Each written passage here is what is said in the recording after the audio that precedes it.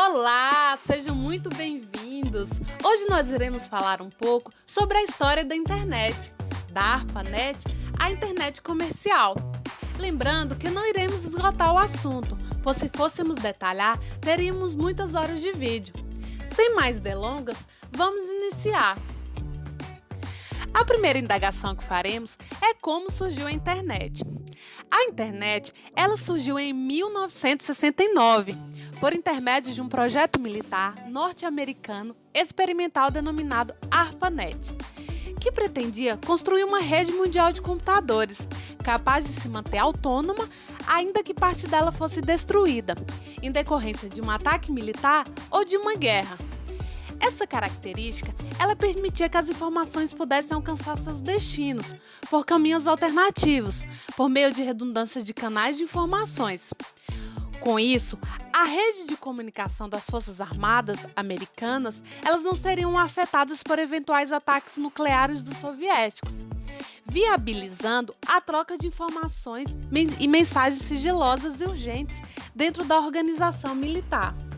Então, a internet foi criada com o objetivo de facilitar a troca de informações. O Departamento de Defesa dos Estados Unidos criou um sistema de compartilhamento de informações entre pessoas distantes geograficamente, a fim de facilitar as estratégias de guerra. Mas apesar do pontapé inicial ser militar, o impulso para o desenvolvimento de toda essa tecnologia foi a educação. A vontade maior mesmo era dos cientistas se comunicarem encurtando distâncias. No Brasil, a internet surgiu em 1988, em moldes bastante parecidos ao que foi observado nos Estados Unidos, a partir da NSF, ou seja, quando a internet estava ligada ao Centro de Pesquisas e Universidades. Este recurso esteve disponível a duas comunidades acadêmicas, representada pela Fundação de Amparo à Pesquisa do Estado de São Paulo, a FAPESP, e da Universidade Federal do Rio de Janeiro, o FRJ. Também ao Laboratório Nacional de Comunicação Científica, LNCC, localizado no Rio de Janeiro. Essas informações permitiram o acesso aos primeiros computadores e redes de universidades dos centros de pesquisas do Brasil e dos Estados Unidos.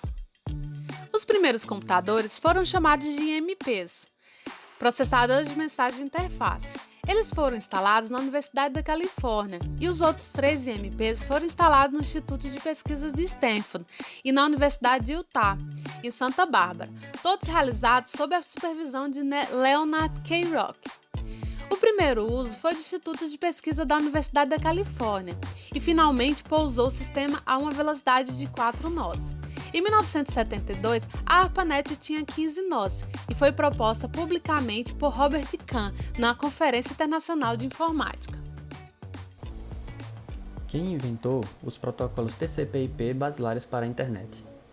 Desenvolvido em 1969 pela Agência de Projetos de Pesquisa Avançada do Departamento de Defesa dos Estados Unidos, com necessidades militares, inicialmente de pesquisa, fazendo parte do projeto experimental ARPANET, cujo objetivo era conectar um grande número de sistemas de computadores. O TCP/IP é um conjunto de protocolos de comunicação entre computadores. Do inglês, a sigla TCP/IP, TCP significa Protocolo de Controle de Transmissão, e IP, Protocolo de Internet.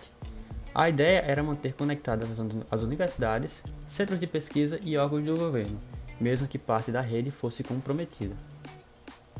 Quem inventou o World Wide Web, ou melhor, como conhecemos, www, e qual o seu objetivo com ela?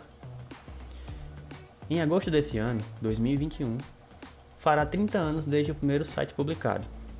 Desenvolvido no escritório do engenheiro inglês Tim Berners, que na época era funcionário da CERN, Laboratório de Pesquisas Atômicas da Europa, nasceu com o objetivo de que qualquer pessoa poderia compartilhar conhecimentos, informações, através de uma linguagem de publicação, o HTML.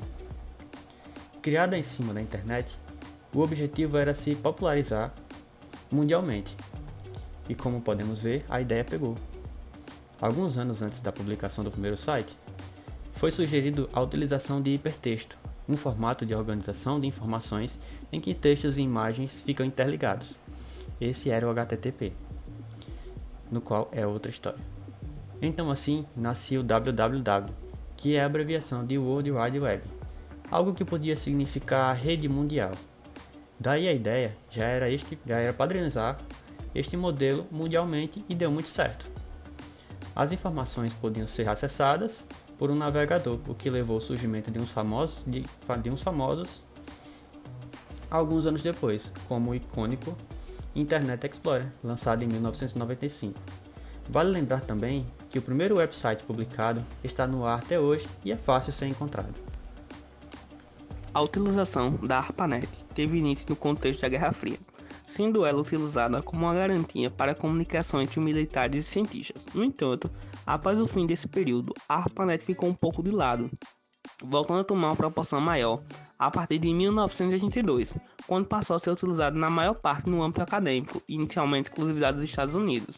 Com o passar dos tempos e com os bons resultados obtidos, a sua utilização como ferramenta de educação se expandiu, e outros países como a Holanda e Suécia passaram a utilizá-la e desde então passou a se chamar de internet, como é conhecida até hoje. A utilização da internet se manteve restrita por um bom tempo apenas aos meios acadêmicos e científicos, porém, em 1987, ela foi liberada para uso comercial pela primeira vez também nos Estados Unidos.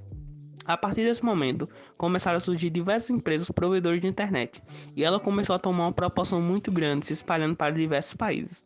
Atualmente está presente em todo o mundo, sendo utilizada de diferentes formas e contribuindo para inúmeras atividades.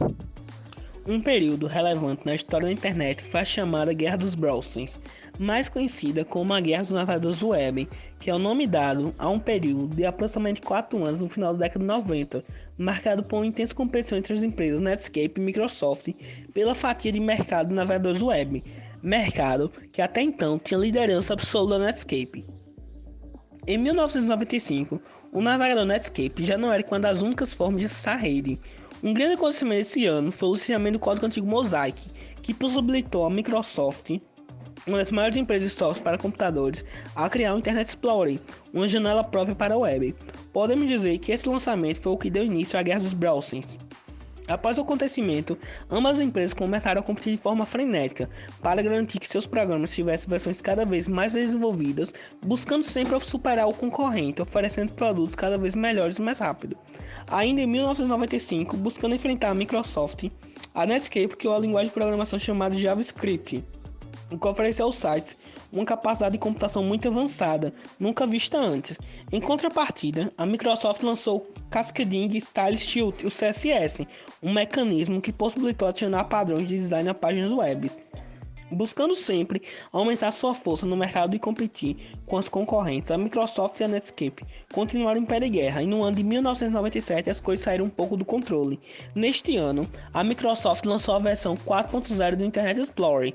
Com isso, a equipe da empresa preparou uma letra E gigante que era utilizada como símbolo do navegador e colocaram em frente à sede da sua principal concorrente.